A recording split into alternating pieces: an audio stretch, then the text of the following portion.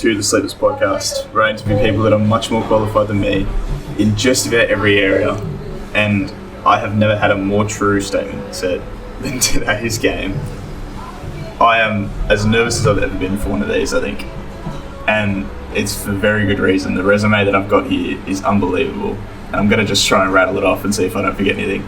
383 games, 215 goals between 1988 and 2008 for the St.Kilda Football Club, where you hold the game's record, a two-time back-to-back Brownlow Medalist in 1997 and 1998, AFLPA MVP, 8-time All-Australian, 4-time BNF, St.Kilda Team of the Century, 8 games for Victoria, current assistant coach at Collingwood, one of the best players of all time and arguably the best St.Kilda player of all time, the famous number 35, and my absolute idol, Robert Harvey. How are you? Jarryd, how are you, mate? Right. I am nervous as. Yeah, so, because the interesting thing is all those stats that you read out, like, it's even well before you're even born, so you should not remember any of that stuff, mate. I don't, you would have remembered Nick Rewald and Lenny Hayes more than me. But what I remember is you feeding Nick Rewald and Lenny. Yeah, only when I was grey and old. No, you are. Pleasure to be here, mate. Yeah, this is like when I started this podcast and when I wanted to sort of interview people and get their sort of life stories, you were probably the absolute pinnacle. Like, I could stop now and I'd be happy, sort of thing. Like, my love for the game has come from you, basically. Yeah. You just, like, growing up, I was obviously very young when you were sort of finishing up and everything, but you were the first player I ever remember, like, that I loved. And yeah, well, the one thing is consistent with nearly all St Kilda supporters and ones I've met along the way, old, young, in the middle. They're just so passionate. They love it. They just absolutely love it. And there's no exception. They just really love their club and their players. But this one's a bit of a surprise because you're only 18 years of age, so you should have moved on well before after me. But I'm flattered. No, absolutely. Like, it is insane just to have you sort of be able to talk to you and everything like that. I was there at your last game, which we were talking about before. I was on level 2 when you were playing against level Hawks. I think I became the member the year after you left. So then I got to level 1. But I remember in your last season, we got seats on level 1 somehow, I don't know how. But we were playing Port Adelaide and you got knocked out. And my mum and my sister cried. So did I. No, well, that was. Well, I actually can't remember that, to be honest. But that's probably just another sign that I was well on my way out. And I just remember that you talk about that last game, that 2008 prelim. It was like it was weird, just a weird feeling the whole game, because it was myself and Shane Crawford, and one of us was going to go on to the grand final, and the other was their last game ever. And we were just talking to him after the game, and I'm looking at him going, "You little prick," he's. I know you're going to win it, and he did. And so that was my last chance after all those years to get a flag, and we were so close a few times, but that was pretty disappointing. No, that's fair enough. I remember being very, very. We stayed that whole time, like, even though we'd lost by how much it was, and usually you want to get out there as soon as you can. We stayed, and we watched the tribute and everything. Yeah. I, for a while, thought this was going to be the first time I actually met you. I've actually met you once before. I've got a photo of it as well. Yeah, here we go. And this was about, I want to say 4 years ago. 4 years ago. And I was in Queensland, of all places. And you were up there with the Pies doing something in, like, Noosa or Maroochydore or something. You look about 8. I do look about 8 now, but I got braces, so I'm at least. I'm about 40. That's awesome. So we're up there for a camp, were we? Yeah, and you were going to a water park thing. Yeah. Like an inflatable water park. Yeah, so it just doesn't look right. You look too young, mate. I do look too young. Yeah. It's the braces that do it. Yeah. But we were, like, doing a thing, and I was like to my mum, I want to go in the next, like, session because I liked it. And she was like, oh no, apparently someone's booked out the whole session. Next thing you know, a bus pulls up. Oh, it was the Waterworld thing. Yeah. Next thing you know, a bus pulls up and 50 Collingwood players and staff and officials all walk up. And I'm like, oh my God. So I got photos with, like, Cloak, Pendlebury, Swan, you, awesome, Tuck and Lockyer. I remember that now. Yeah, like, incredible. But I thought, I'd completely forgotten about it. And then I looked back at photos and Mum's like, you've met him. And I was I have too. Yeah, awesome. Crazy. We're going to go to your early life now and sort of just make your way through your career, because it is... Well, it could be for 3 weeks. Nice. was way too long. Oh, I don't think so. I think it was not long enough, in honesty. Yeah. So originally you were recruited from Seaford. How did that work then when you got recruited? Like, because there wasn't like a sort of drafting. It was like zoning, wasn't it? Yeah. So that was pre-draft, and I was playing juniors at Seaford. So I just played in under 17 premiership for Seaford with my brother and some close mates, and I'd been invited, like back then it was under 19s reserve seniors, and I'd been invited down a couple of times to do a training camp through that year. So I was just turned 16, and I hated it. And my dad used to make me, because I was so just loved playing with my mates, so I didn't want to, really wasn't interested. And Dad used to actually force me to get me in the car, and Mum and Dad, and drive me to these camps because I just didn't enjoy it. I was intimidated by it. I just hated it, and so I remember the last camp we did was at Anglesey, and I just was dreading it. I just didn't want to go, and Dad made me go. And then we had the tryouts just after that, so they had the 90 down to 60 or something like that. Yep. And I thought, I'm not going to make it. So, but I somehow managed to scrape in at 16 to the first game of the under-19s that year, the first game, and I thought, that's wow. I was expecting one game, and then I was going to go back to Seaford, and that was it. So then they played me in the back pocket, and I've never played there in my life. And then by quarter time, I was off the ground, and when you're off the ground in those days, benched, you never came back on. So that was my first under-19 game, and I said, that's it. I'm going back to Seaford. This whole thing's not for me. And I managed to start on the bench the next week. I managed to sneak one more game, and it was at Essendon. And this guy who was a boom recruit, and he was a country kid, he used to play in the centre for our under-19 team. I remember him. I can't remember his name, but I remember who he was. And he got injured about halfway through the second quarter, and I was on the bench. And from that, when he went off, they put me into the midfield. Yeah. And in the second game, and then that was it. I was away, and then maybe 7 games later, I was in the reserves, and this is more a reflection probably on where St Kilda was at back then, but not so much me.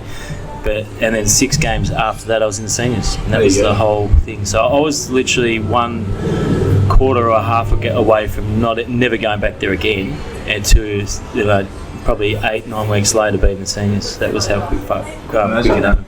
Imagine turning it so much, like, that 1 quarter. You never played. It was sliding doors, because I said to Dad after the first game, that's it. I'm not going back. If I don't get a game next week, that's it. And I started on the bench, and then got onto the midfield, and that was it. Like, literally, if they had left me out, which they probably talked about, I wouldn't have got back. So that's crazy. Like, because I played with so many guys in juniors in Frankston who were equal, like to me or better, but it's just that opportunity at the right time, and that's what happened with me. And so it was like one of those moments. Crazy to think about. Back in. Who did you support growing up? Like, were you a Saints fan growing up, or were you a? I was. In fact, I did a function last night with Kevin Sheedy, and I've said this to Kevin and a lot of the Essendon players that I idolised. Like, you idolise Saints players, I idolised Essendon players, and my mum used to take me out to Windy Hill every week, and I idolised Timmy Watson, and who ended up coaching me, and Simon Madden, and Terry Danaher, who coached me as well, Terry Danaher. So I just idolised those guys. Every week used to go to Windy Hill and watch Essendon play, and just loved it. And I remember I jagged a state game really early in my career, State of Origin back then, and I was flying over to Perth, I reckon, as a 19-year-old, and so I've been playing a couple of years at St Kilda, and I jagged a state game, and I sat on the plane in between Simon Madden and Timmy Watson on the way over, and I was just pinching myself, and I spent the whole trip just talking about, and I must have bored the shit out of it, but I was talking the whole 4 hours on my childhood watching those two play. That'll be about my 4 hours. No, it was awesome. No, that's kind of what I'm imagining is what my situation is with you now. Like, I'm trying to be like professional and like, just into it, but like And I clearly remember that's what I was like with them. And I kept saying to them, "You wouldn't believe how much I love you blokes." And I'm playing with you now, and I can't believe it. I just can't believe it. That's what I'm trying to just ask you normal questions, but every single time I'm going to keep mentioning it. Like, I loved you. When you first arrived at St. Kilda, who did you sort of bond with the most, and like who did you sort of become really close with originally? When you first got there. Yeah, so I had some really good mates, but it took me a long time because I didn't, as probably a reflection of that under 19 stuff I was talking about, but I didn't really find it easy.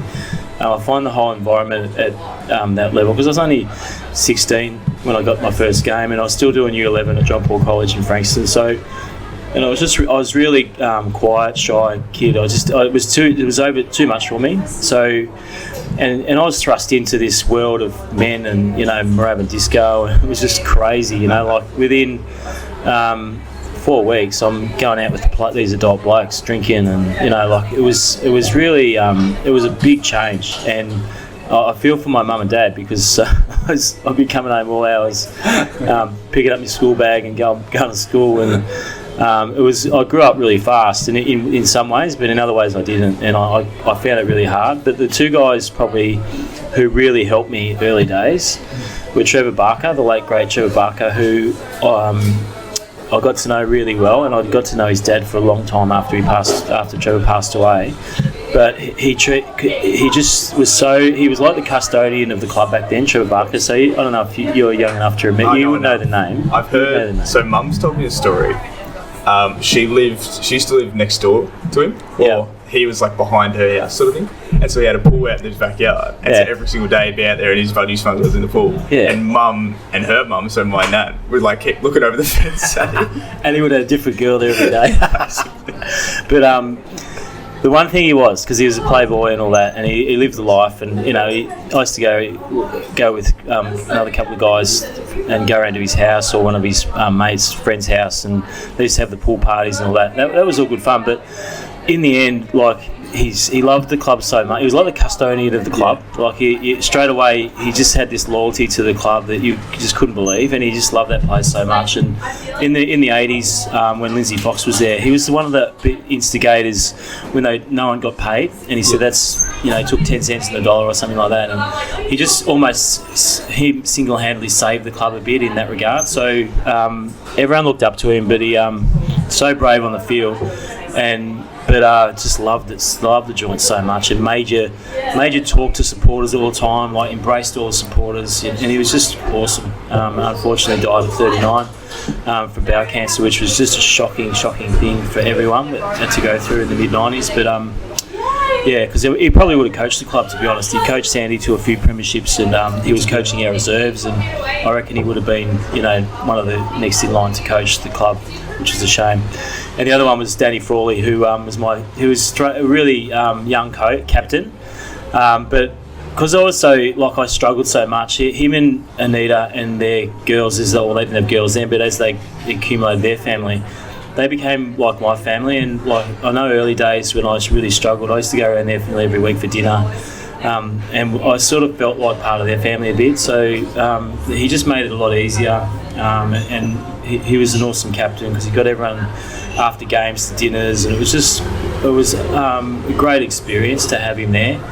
And I'll be always indebted to the Frawleys, because they took me in and really made me feel comfortable at that time. And unfortunately, obviously, we lost him as well. And that's still pretty raw, because that's only fresh from last year. So we see his family, Danielle and I, my kids still see their family a lot, because we almost feel they're part of our family. Yeah, I will touch on sort of Spud's game, what you're doing with all that a little bit later, but I had the pleasure of meeting him as well. I did work experience at St. Kilda a few years ago, and he was there I think he was sort of like helping out forward coach, like part-time forward coach at the time at St. Kilda. And so my very first day I rocked up there, I walked into like the back storage room, and the first person I see is Danny Frawley just standing there, and I froze almost. I didn't really know what to say. And, we had a bit of a chat, and then he had to go and do whatever. And then a couple of days later, I was leaving, and he had 3 boxes of Gatorade, and he put a box of Gatorade in my hand, which was about 12 bottles, whatever, and said, just go and take them home. Really? And I was like... Yeah, he's a lunatic. He's an absolute crazy man, but... he does that stuff. He would have done that stuff all the time, because he's just that generous, and I'm surprised he didn't, clip you for something, or he'd say something just out of the blue, He's just that sort of guy, but he's a ripper. Yeah, he's an awesome guy. We'll touch more on sort of Scott's game in the time to talk a little bit after, but we'll go to your debut now. You played against Footscray in your first ever game with the number 52, which is definitely not what you were known for by the end of it. You debuted at 16 years old. Yeah. Which is crazy considering I'm 18 and I don't even know what I was doing at 16 years old. Do you remember much about that game? I do, all I remember, and on the 16, that was, as I said before, it's probably more a reflection of where the club was at. It was a bit of we were all over the shop back then. We were last on the ladder. We just had not a lot of direction at the time, and they were just throwing blokes up really quickly. So I was well before my time. I admit that, but the game itself was at Western Oval, and I remember being that nervous. And I started on the half forward flank. All I do remember is we got belted, which was not unusual back then, but we lost by I reckon 80 points. But I do remember the very first bounce. I ran off the square, the side of the square, as a half-forward flanker, and the ball landed straight in my hands. No one else had touched the ball, landed straight, brand new Sharon right in my hands. I just booted as far as I could and said, "How easy is this?" And then I got about 4 more kicks for the day. Got belted around as a young skinny kid, and we lost by 80 points, and that was that was my day. And it didn't get a lot better. I only played three more games that year in '88, but didn't get a lot better so I should have been dropped, but I didn't do anything. And our coach back then, Darryl Bordock, actually pulled me aside and said, "We're not going to drop you, mate. You're a young kid. We're just going to give you time." And that was everything for me. By middle of next year, I was okay. Yeah, we'll touch on sort of a little bit later on the stats that you've got. I've looked up some games that you've played, and they are ridiculous stats. But we'll skip forward a little bit to 1991, where you played the very first final series for St Kilda since I think it was 73. I want to say. Yeah, maybe. Somewhere in the 70s. Yeah, we were about right. Yeah, so you played in the first final series. What was that experience like for you being able to sort of run out? Well, by the early 90s, we were actually starting to get some reasonably talented guys together. We had this crew from Frankston that were coming through, myself, Stu Lowe, Nathan Burke, and Nicky Wimmard come over, and we were starting to dominate, so we had plenty of talent now. Gil McAdam came to the club. We were really, really strong everywhere. I felt like we were strong. So our expectations rose on the back of the talent we had, because we had the best full forward in the land, kicking 10 plus a week. It was unbelievable. We had buzz around us all the time. But it just felt like we still were a little bit disjointed, we still weren't quite together enough, Even if I reflected on my time, we just didn't really have the strong leadership at the top. It changed all the time at St Kilda. We didn't have the pillars of stability that you need, but by then we were coming together, and we had a bit of momentum going into that final series. I remember that we won heaps of games late coming in, and we played Geelong. And actually, at the same function, I saw Kevin Sheedy. I saw Billy Brownless, and he said to me, "I watched that game, 91 game." And I said, "I know shit, you watched it. You kicked about 9 goals," because he only ever watched the games you played well in. Of course. But he kicked 9 or 8 or something, and Plugger kicked 10, I think, at one end. It was a massive shootout. They were a gun team too back then. Yeah. But it was it was at Waverley, and it just zinged up and down the field, and the forwards kicking goals, and you think, gee, this is good footy. It's good to watch, but unfortunately we were on the wrong side of the result. It was a ripper game though, and I reckon we could have done some damage if we had kept going, but we just weren't quite mature enough at that time. And we lost a couple of big injuries on that day, but it was awesome. And Plugger was going nuts. He was absolutely going nuts. He kicked, I think he kicked 10 goals. 7 or something. It was ridiculous. Right. He just was unstoppable, which is not unusual for him. No, I obviously didn't get to watch him. This is a bit before my time, but just being able to look back on it and just like you're never gonna. I don't think we're ever gonna have a footballer, especially a forward that's like him. Like we're never. I don't think we'll have another football kick 100 goals in a season. Like we're never gonna have that dominant full forward. No, because the game. Oh, it's changed. But the game's changed. But in the end, like the experience at Moorabbin, where you got 22,000 packed in. It was only tiny, 22,000 packed in. And the noise they made, like when the ball went near him, was unbelievable. The actual grandstands used to shake and would just literally would go berserk. And he would often kick 9-10 goals in the first half, and just be ripping the game apart. But because he didn't love training overly, and his fitness would give way a bit in the second half. He'd only end up with 12 or 13, but he could have kicked 20 plus multiple times, I reckon, if he was a bit fitter. But because at half time he'd often have 10, 11 goals, because he just would not, early you just couldn't stop him, it was unbelievable. Yeah, that is incredible. If you could tell, so obviously after that finals you played plenty more final series after that. If you could tell your younger self one thing just sort of about what to do on the day and like the experience, what would you sort of tell him? Because obviously are you talking about the actual game or just in like the whole experience and like being able to sort of like navigate your way through the a finals game, which is obviously a different intensity to normal sort of thing. So what would I do different? Yeah. I think it's a good question, but like I don't know. Like I think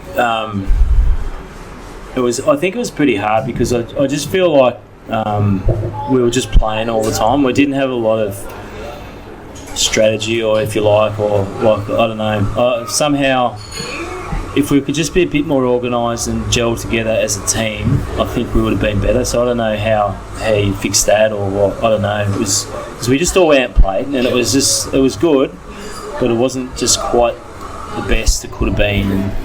And we got closer later on, I reckon, to that feeling. But it felt like it was just we were just going out and playing a bit. Like we were pretty talented. We just went out and just did our thing, and we were pretty good, but not quite good enough. So you needed that sort of that extra game. Yeah. The following year, you won your first BNF at St Kilda, first of quite a few. Your first All Australian. This is at 21 years old, which is crazy. Did you sort of feel really comfortable in the league, like really early on, or did it take you a few years to sort of really feel comfortable playing footy, or was it kind of come naturally to you? Well, the thing about footy is, I've said this before, I reckon, you never do, like it's too hard. Like so, I don't know when that first BNF was, maybe in the early 92 or whatever.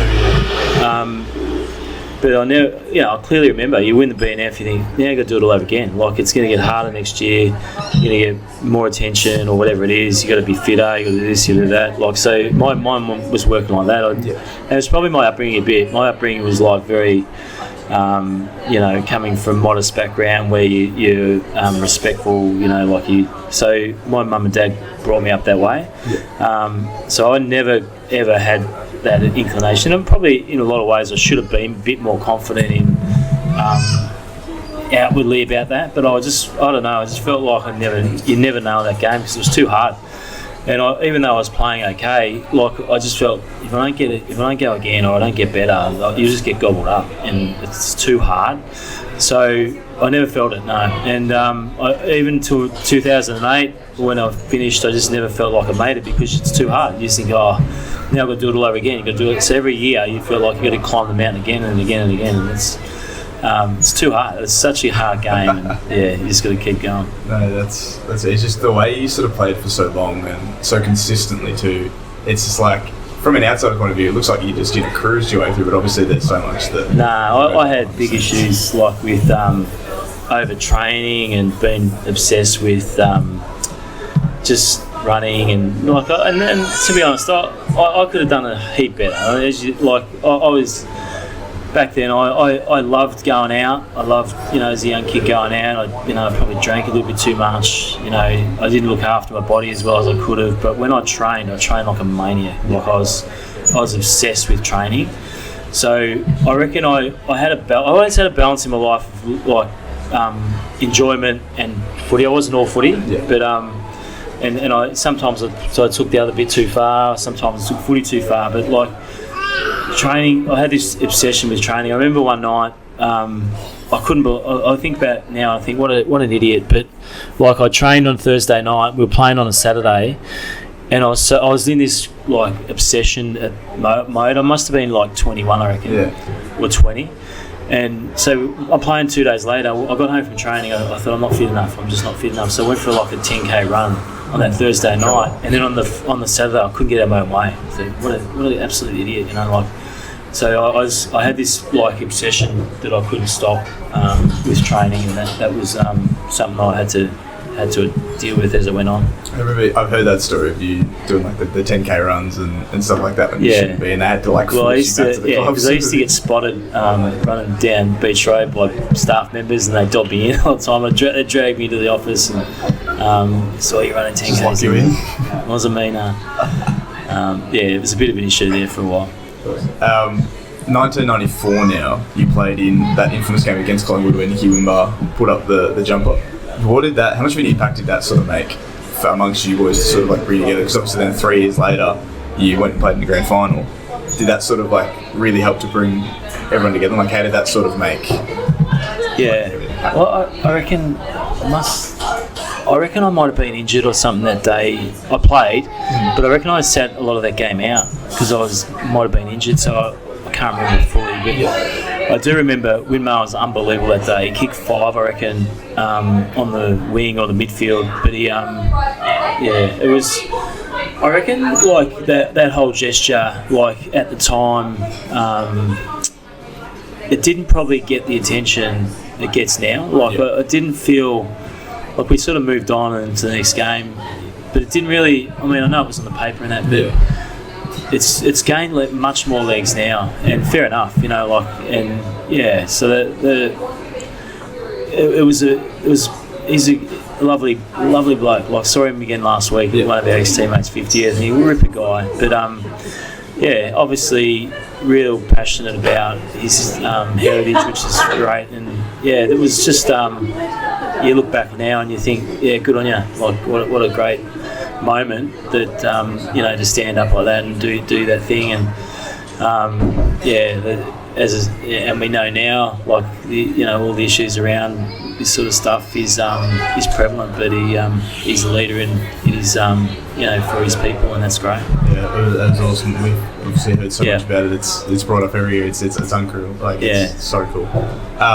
As I just touched on, 3 years later, Saints then finished top of the ladder and made the grand final. That year, this is ridiculous. That year you averaged 30 touches a game, played 22 out of the 22 matches, won the BNF, made the All-Australian, AFLPA MVP and the Brownlow. That is one of the best individual years. Yeah, so what year was that? 97. 97. Yeah, that was that year was such a heartbreaking year. Like so I talked about earlier, early days we just sort of play. Well, I felt like by 97 we were getting our act together. We were a team. We felt like a good team. We had great young guys, Ozzie Jones, Lappin and that, and myself and Berkey and Lowy were probably in our prime, and just felt like it felt right at that time. And we went into that final series. We won 11 in a row, and we're thinking this is it. We're going to break the drought. Our second premiership, and it was everything felt like it was in place. Like even at half time we weren't playing well, but we were still in front in the grand final.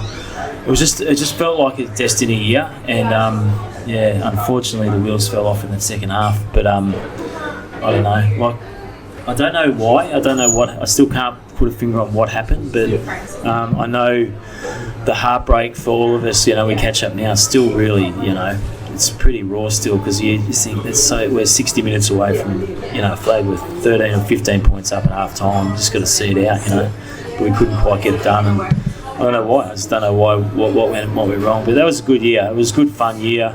Like that year, I reckon Lowy had this bar in Bentley. I think he still had it. And that used to be our aftermatch. We used to go back there and have a few beers, and it was just good fun. Everyone was together. We had a good social thing going on, and it was just everything was good. That is obviously since then there's been Saints premierships or Saints grand finals that I've been able to watch. But hearing about 97, like the players that we had in 97, it's always kind of just like that. Oh, like it was close. So. That was it's horrific. Like because it's forever. That's forever. You know, like because at the time.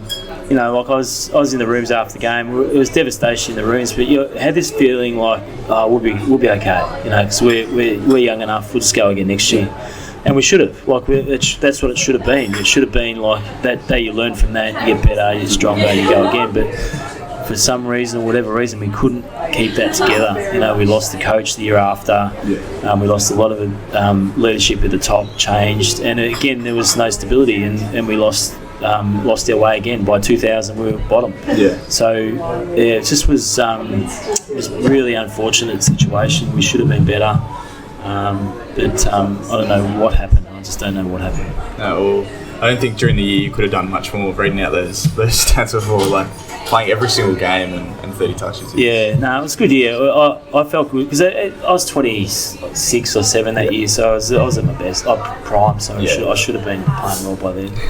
You played very well by then.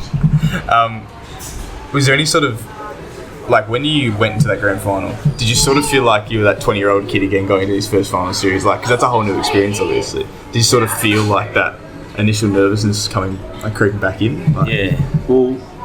I remember the morning, like as we were, and I used to live next to Stewie Lowe, not far, a couple of k's away, and but I was further away, so I used to drive and pick him up, and he used to get so frustrated because he's always on time, I'm always late, so I'd be at home, look at the clock, oh shit, better go, and go and get him, and he's always pacing on the front of the outside his house, you know, stamping his feet. Because I'd always be late to a game, and used to hate it. Yeah.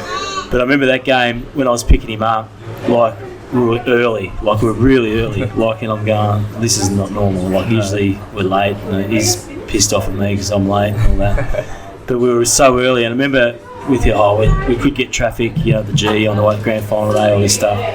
Nothing. There was not a car on the road, so we just went whooshka up Punt Road, and we were there. And we were there like way before time. I'm thinking, this is not good. It's way too early, and that was unusual. But that in the end, that's shit happens like that. But it was just I don't know. We were definitely more nervous. I didn't tend to get real nervous on match day, but it was definitely a bit more about, you know, gee, this could be the one. This could be it for us to so you couldn't help but think that, and it was, and again we started pretty well. So I think, you know, like we just couldn't quite get over that line again. 1998 now, you repeated your individual heroics. You won the Brownlow medal and took St.Kilda to the finals. You're the last man in the AFL to ever win it back to back. Do you reckon that's going to get broken at some stage? Do you reckon that'll get broken this year with Neil? Or well, it'll definitely get broken. I think that Brownlow's obviously that. I mean, people in the game know take it for what it is. You know, like it's pretty subjective award. I reckon now more than ever, they gravitate towards profile. So you see the profile midfielders, and you got to be a midfielder to win it. So a lot of cases. Yeah. If you Wayne Carey, you know, I think the first year I won it, Wayne Carey was odds-on favourite, but forwards just don't win it. You know, so you just it's midfield medal. We know that. But I think the profile's never been more important. So you see Cripps and all those guys getting a lot of Brownlow votes. That's just the way it is. But yeah, it'll definitely get broken, and as it should. And but yeah, I'd rather be Dustin Martin with 3 Norm Smiths and 2 Brownlows. Last night's game as well. I am recording this after the Richmond Carlton game, and that was ridiculous. That performance last night. He's unbelievable, and you can see. Talk about like his place in the game. You see how confident he is. Like the end of that game, he just took it on, didn't he? He's incredible. Yeah. He gets better as the game goes on. Yeah, when it's there to be won, he just finds another gear straight away. No, funny that you talked about like, the midfielder award thing before and how it's sort of a lot more like profile. Every few years it kind of gets broken. Like I remember Pritis won it one year when he wasn't really expected to, and Adam Cooney won it. But that was when I think Richo was favourite as like a full forward. Yeah. And again, the midfielder won it. I believe Pritis. How many years ago was that now? There was. I don't know, like 2014 or something like that. So yeah. Probably I feel over the last few years, it's like the profile has gone up even more for players, which is a good thing as well. Yeah. Like, but no, you're right. Like, and they're all midfielders. Like, you just got to jump up all the mids, and one of them's going to win it. So you think that's that's the way it goes. Now back to the early 2000s, which you talked about before, how sort of the club had lost its stability a little bit, and there was a bit of a changing at the guard, a few new coaches came in, and everything like that. Could you still see sort of the potential of what was to come from St Kilda, like through from 2004 to like 2008 sort of thing, where the sort of really picked back up again? Was that sort of like what kept you at St Kilda during those years where there wasn't a lot of great footy being played? After 97, 98 we lost our way a bit. You know, we started doing a lot of different stuff, but then we bottomed out. So I reckon the best, and the good, you know, the really good teams don't bottom out. Like they just keep going and going. So, but we didn't have that leadership to be able to get that done. So in the end, we bottomed out in 2000. I think in 2001 maybe as well. Yeah.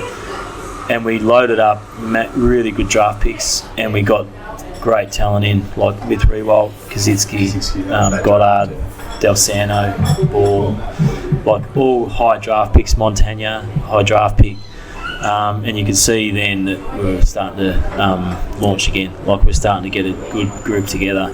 And arguably they even closer to winning a flag than we were in 97. Like they should have won 2009. I was at that game, how they lost that game. You know, I'm good friends with Ross Lyon, so it's like you just think 2009, then 10, and you think, gee, they should have won one of those for sure. Those are the ones that I obviously remember. I was heartbroken.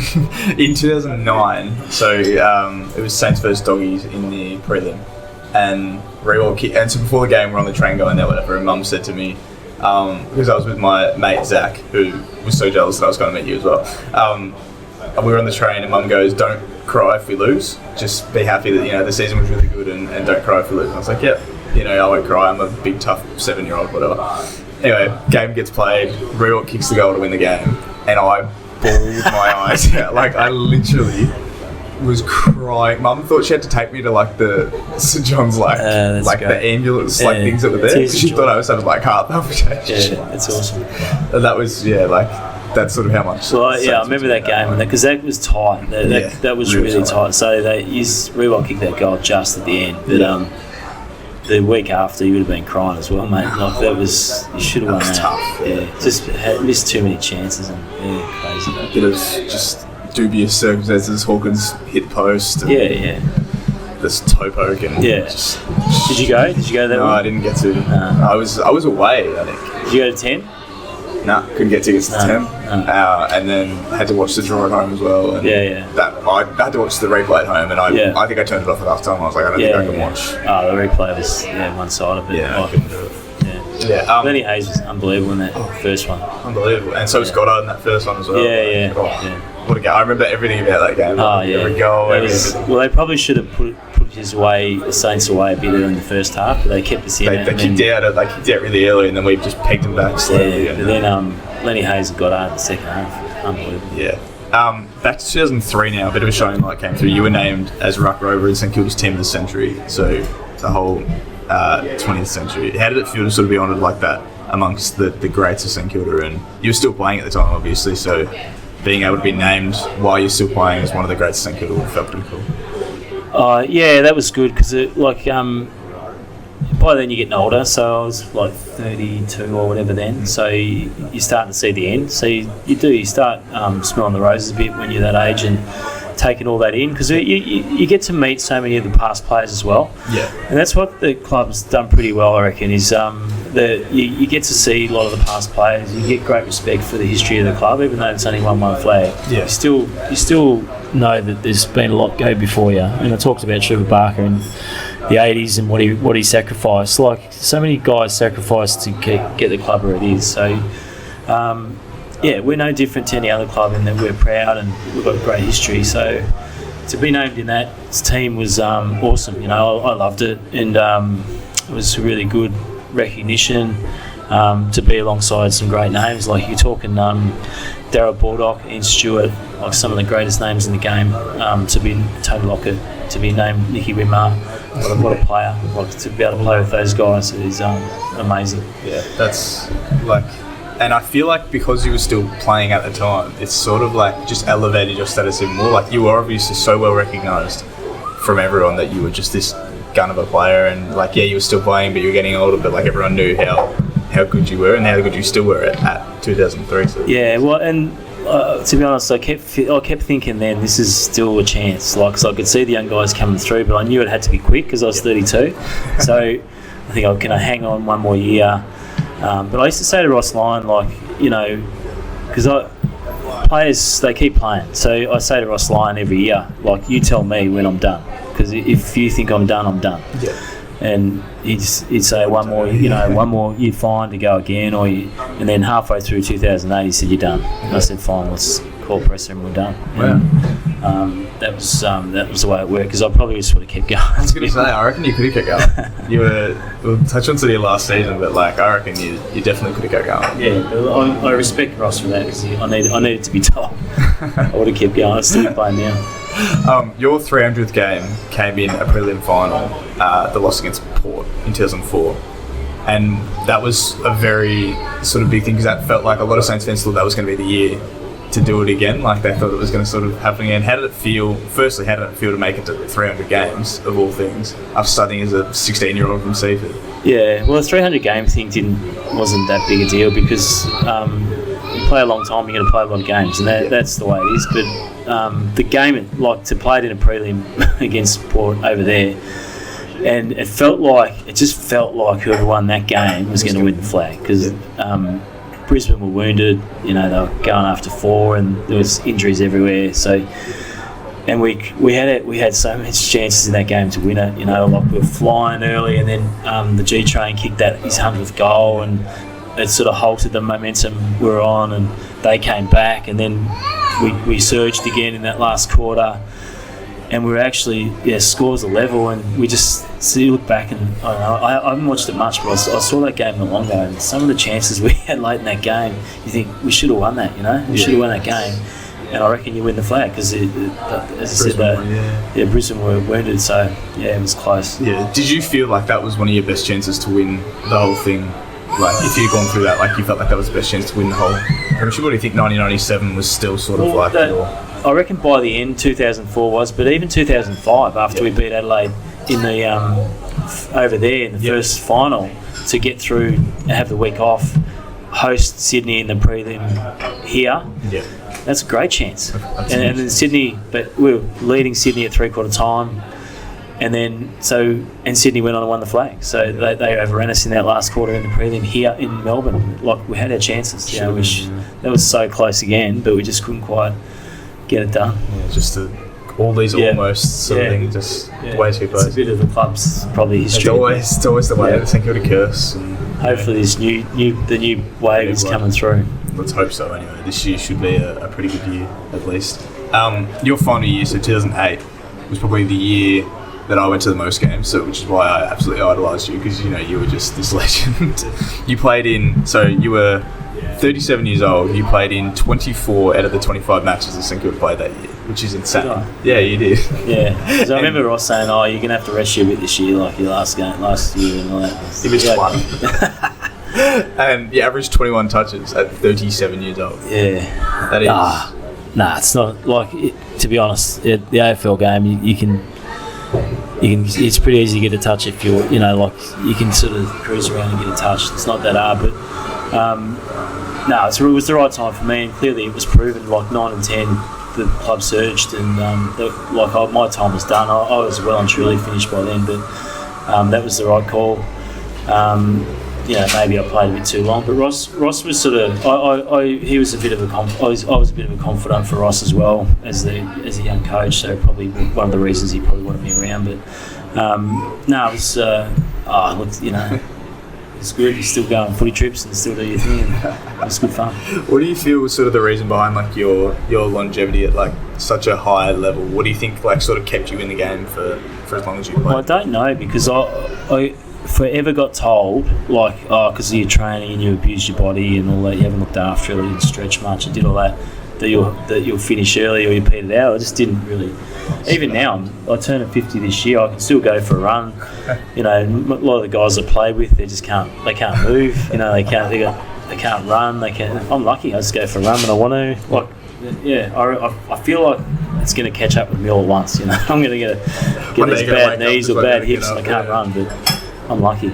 No, I think you've only been broken down by Dustin Fletcher. I think was the only person that's beaten your 21-year season. So I think Brett Harvey must have been close, was he? Or? I don't even know. Yeah. I think it was only Fletcher. Maybe he didn't miss any games. I missed any games. Yeah, you had a lot of injuries in like around that early 2000s and like sort of early. I think out of all those years, I only played like 4 or 5 complete seasons. I didn't play a lot of full seasons. Imagine if you played full seasons as well. Yeah, well, I got a lot of injuries. I would have missed nearly 100 games, I reckon, of injuries. Just blown these records out of all. So I touched on before that knockout against Port Adelaide. I just remember hearing the sound, and my mum and sister started crying because we were getting taken off, and like we were like, oh no, we were stressed as. I don't think you would remember much of it though. No, I can't remember any of it, but I must have been slowing down, so it's time to give it away. Who got me? Do you remember? I don't even remember. It was a tackle though. Oh, you got sort of slammed and the head just kind of bounced, and there was no free kick or anything paid. It was just a tackle. I can't remember that. No, it was in the forward line though. Yeah. Your decision to retire in the end obviously said that Ross sort of had a little bit to do with it. How sort of hard was it to finally bring yourself to actually do it? Like, was it sort of hard, or did you sort of feel your time was to come? Nah, because I knew the hard thing was announcing it. Like, that's always the hard part. But no, it wasn't hard because I knew I'd been in that situation for 3 or 4 years. Yeah. The one regret I do have was announcing it when I did. Like, I reckon it's far easier to announce it. Because it felt like every game, even the last game, teams felt obliged they had to give me this guard of honour. It just, I think by the end of it, everyone was sick of it. Every game I was getting a guard of honour because it was like, and I think this is not what you're after, you know, like you didn't do it for that reason, you know, to get a guard of honour. So if I had my time again, I probably would have announced it after the last game and be done with it. But I really appreciate the sentiment and all that, but it was, I felt like it was a bit, by the end of it, was like, too much. You're just too humble. Yeah. I showed you obviously before we started, but I've got this book that I got at your very last game, and it's just got like different photos and everything, like incredible. Mum's got one and I've got one. You've got a forward written by like Nathan Burke and that in there, and like that's how much we loved you. Like we just wanted as many of these. And it's got all your stats. Yeah, it's good, isn't it? It's awesome. Yeah. Well, it's tell you what, it's a lot of years, so you know, I wonder it's got a few pages in it, mate.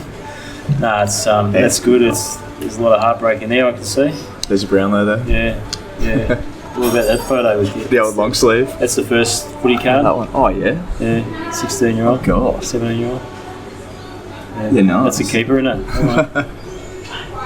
No, it's good, mate. Like a lot of good memories and a lot of teammates, obviously, along the way that you play with, and that's probably one of the best parts of it. You know, I played with so many guys, and so we're all turning 50 now, so we're all got our 50s. And, I was going to say, who do you think we've touched on it a little bit, but who do you think were the best players you played with in your hockey? Like you played in the 21 years, over those 21 years, who do you think were the best? Well, that's the thing about St Kilda. Like it's been littered with superstar players. So I played, we could rattle them off, but if I went in order, Lockett easily the best player.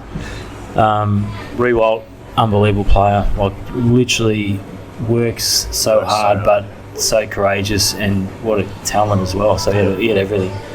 I would go. The next is really tough between 3 players. So I nearly throw a blanket over Hayes, Burke, and Winmar. Yeah. Winmar was an unbelievable player. Like, I still think for his ability, he's underrated. Yeah. Like, as a player. Yeah, I feel like he doesn't get talked about. Nah, more, he's like, unbelievable enough player. Like, what a great player. And Nathan Burke, just the toughest of all. Like, so tough. Yeah. Just literally in the contest and just hard. And Lenny Hayes, just everything. Just and what a person. What a great guy. Yeah.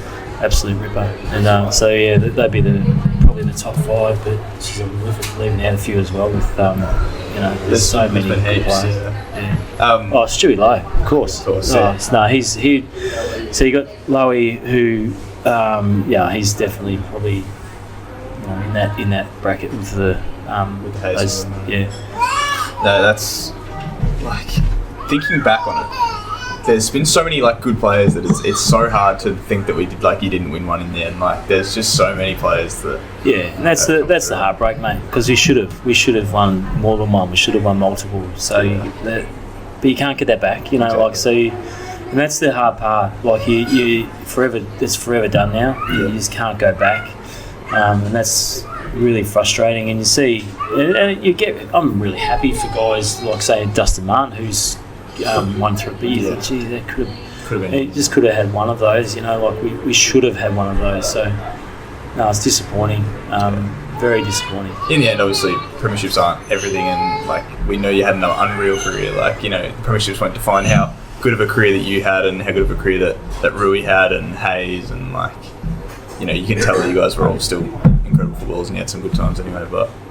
We had a ball, but in the end, premierships are everything, and when you play at the top level of anything, that they are. So the people that probably say they're not are the ones that haven't won them, and that's us. So there's no point, like saying, there's no point talking even about it because it just didn't happen. So we should have. As I said, we should have, but we didn't. So in the end.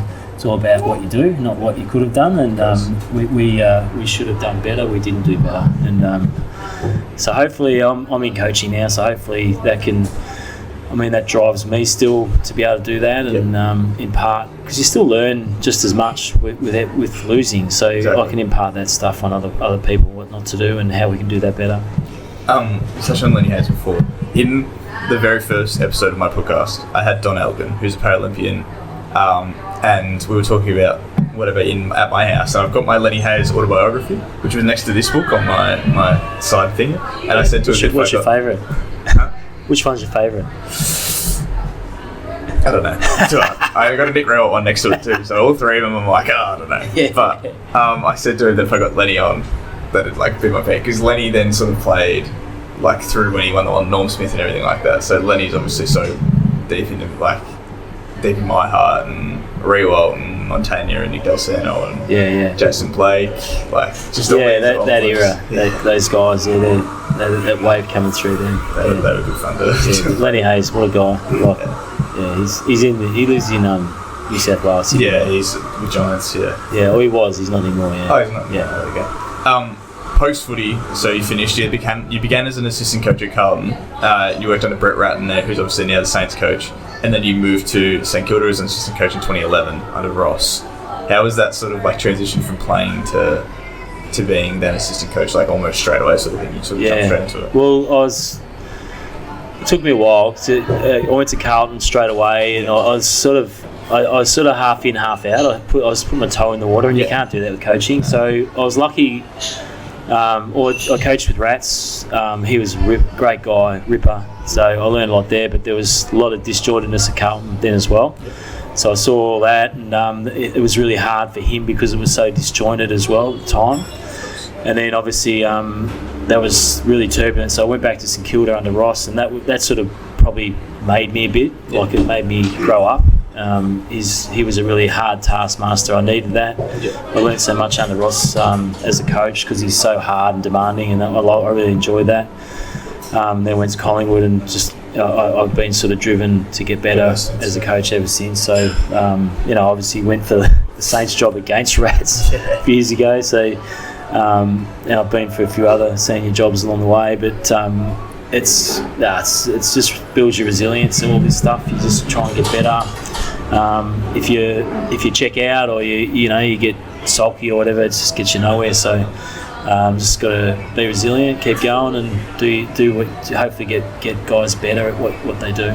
Yeah. When you were assistant under Ross, and then Ross obviously left to Freo, you were appointed sort of like caretaker head coach while there was nothing going on. Did you were you applied obviously for the head coach?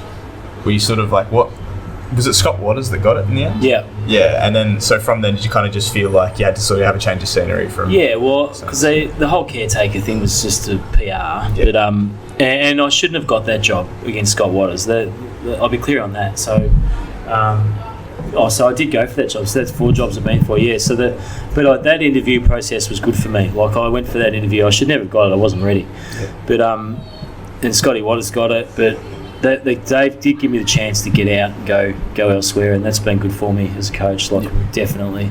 And going for job interviews is good. Like, as much as people dodge them and that, it's good. It's a good experience. You go through the process. Yeah, you do. It's good fun. Yeah. You've now sort of you've been at Collingwood for a while now, since 2012 or something like that, and you've been assistant under Bucks.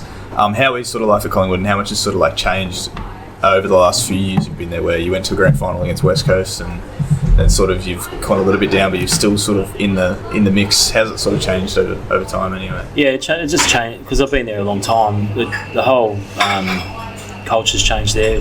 I think it's a great culture there now. Yeah. Players are really good. They're self-driven. So I think Bucks has fostered a really great culture there.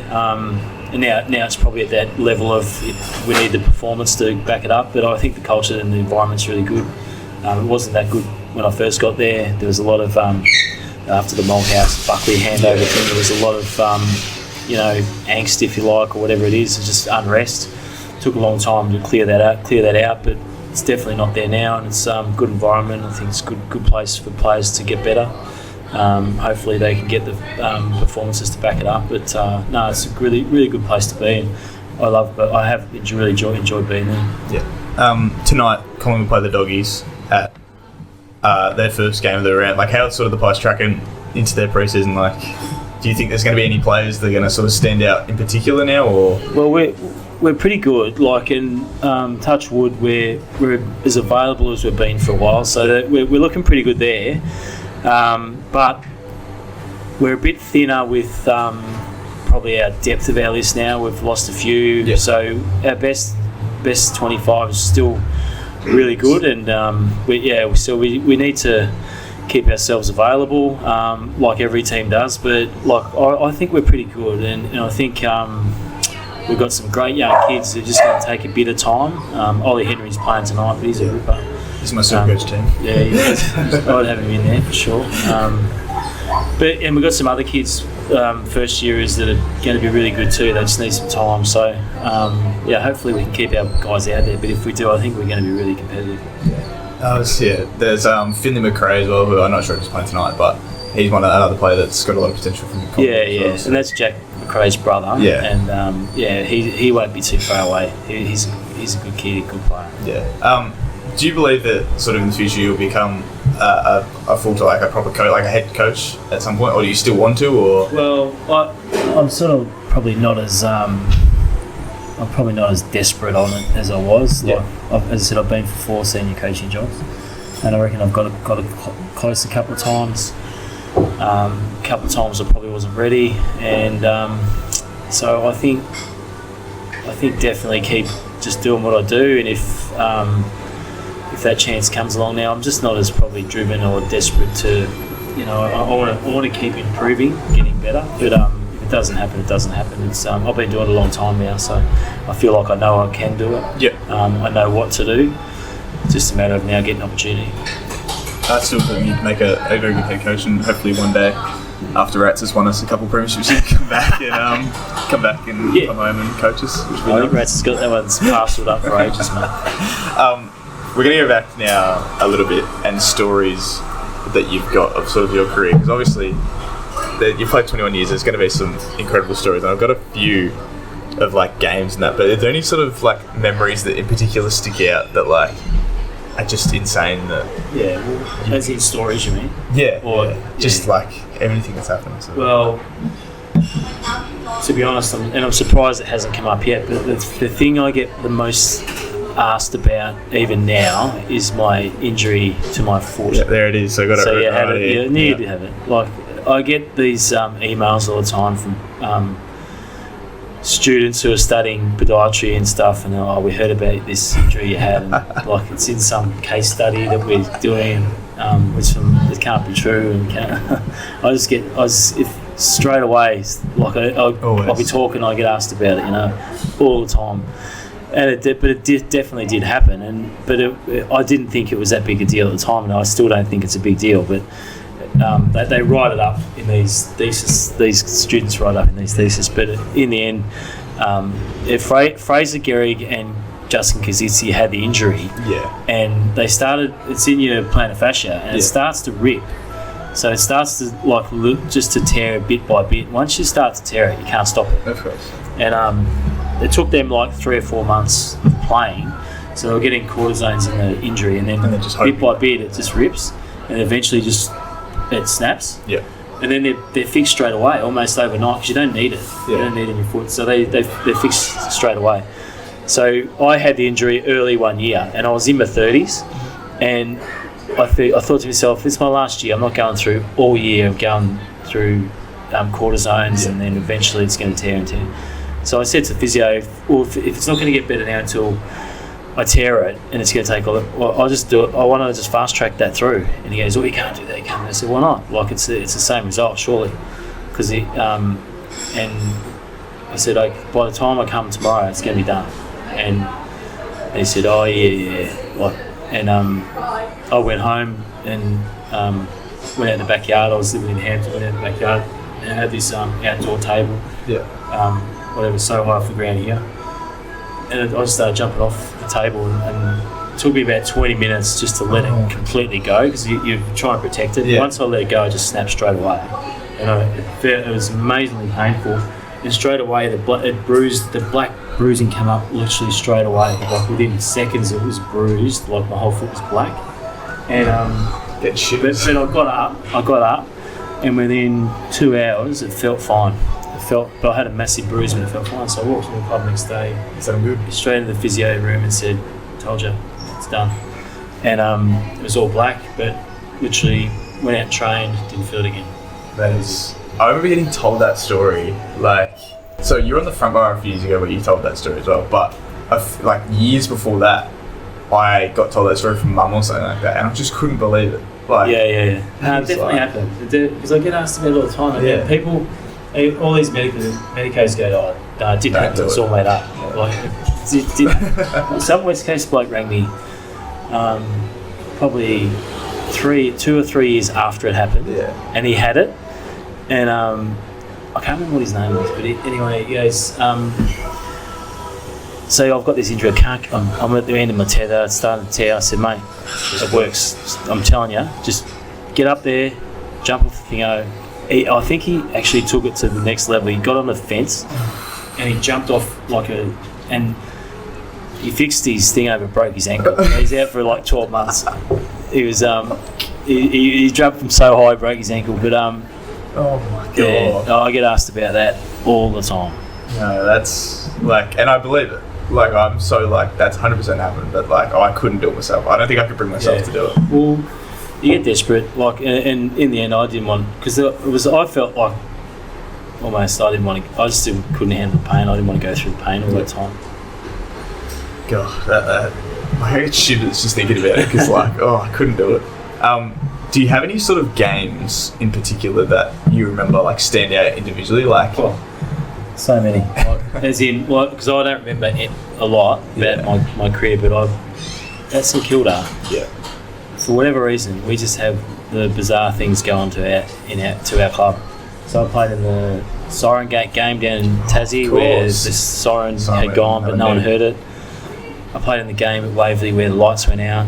Oh yeah. Halfway through the third quarter. So we were in the generator failed at Waverley. It was completely black, and we're waiting in the dugout for the second generator to get going. Didn't happen. And there's 40,000 people there. The St. Kilda fans lit the goalposts on fire. Oh my god! Literally, it was crazy. and we came back on Tuesday night to finish the game. So literally 2 days later to finish the game. And James Hird, we were playing Essendon, James Hird wasn't playing on the Saturday night, and they let him play on the Tuesday night. Unbelievable. That's and they won. Yeah. But, so played that game. So a lot of bizarre things over my time. Yeah, that's good. I've got some individual games here with some stats and that, and like looking back on them, there is some ridiculous stuff here. So in your second year, your 11th game of AFL footy or VFL footy, you had 30 touches and kicked 2, and you lost to the Bombers. And then 3 games later, you had 36 and 4 against the Blues. 4 goals? Yeah. 36, 4 goals, 3 behinds, and lost again. Yeah.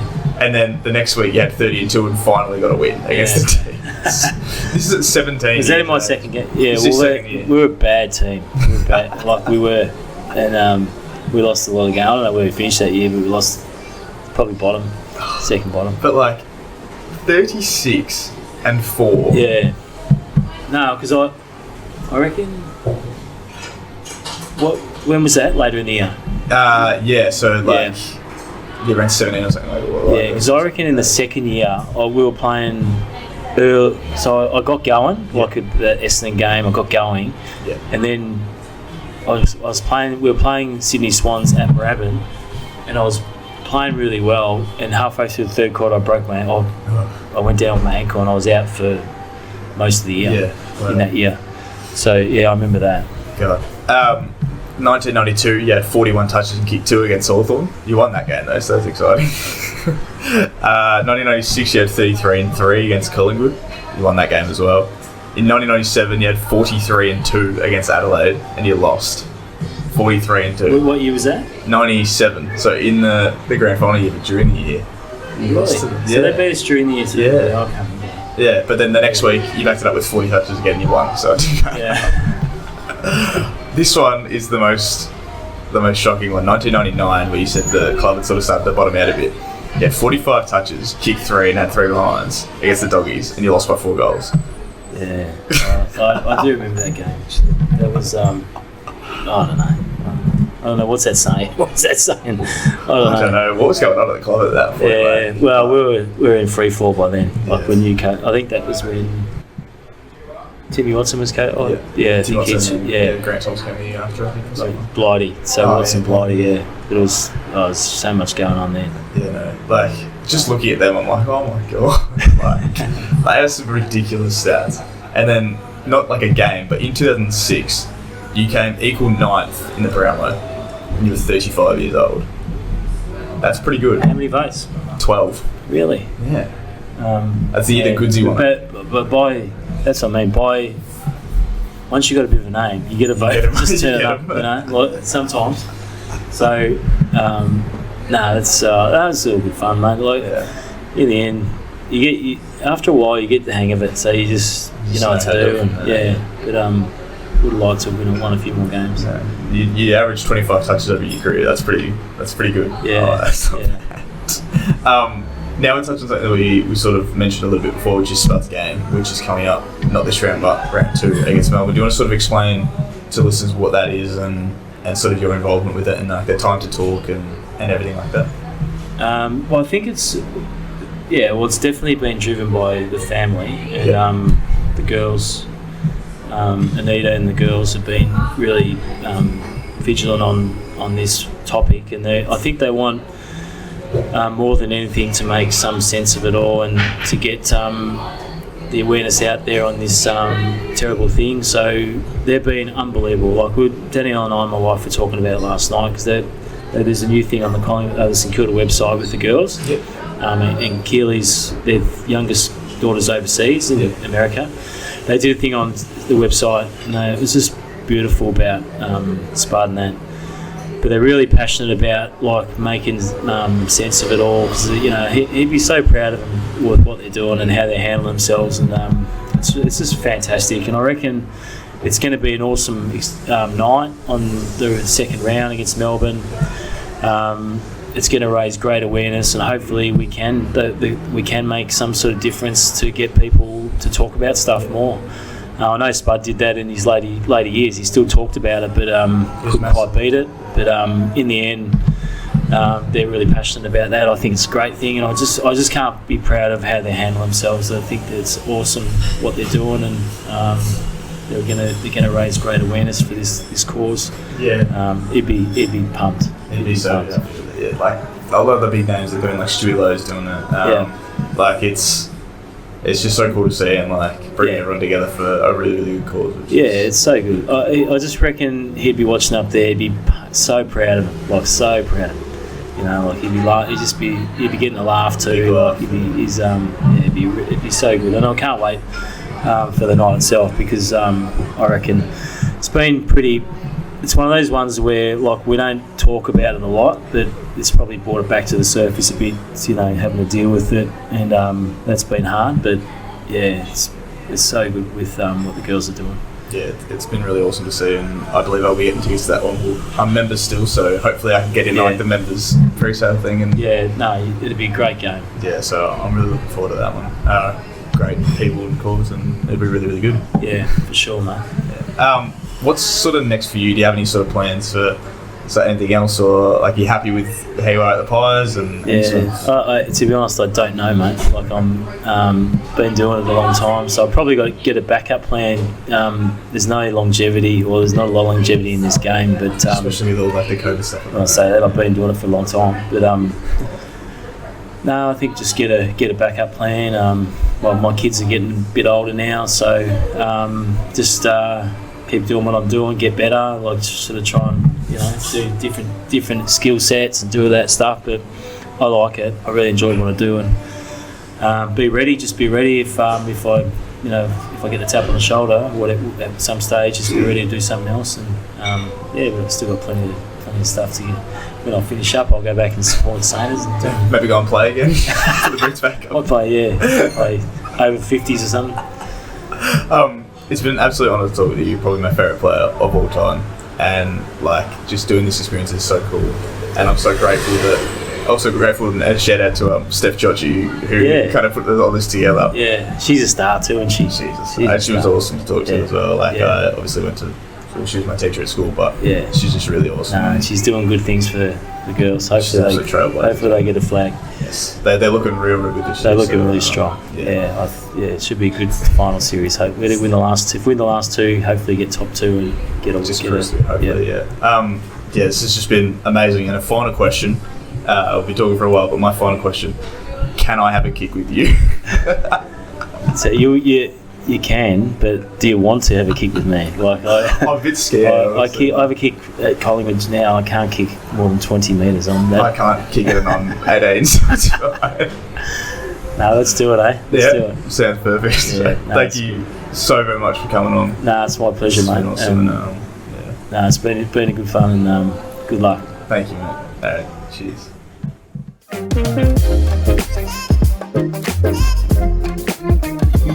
Thank you.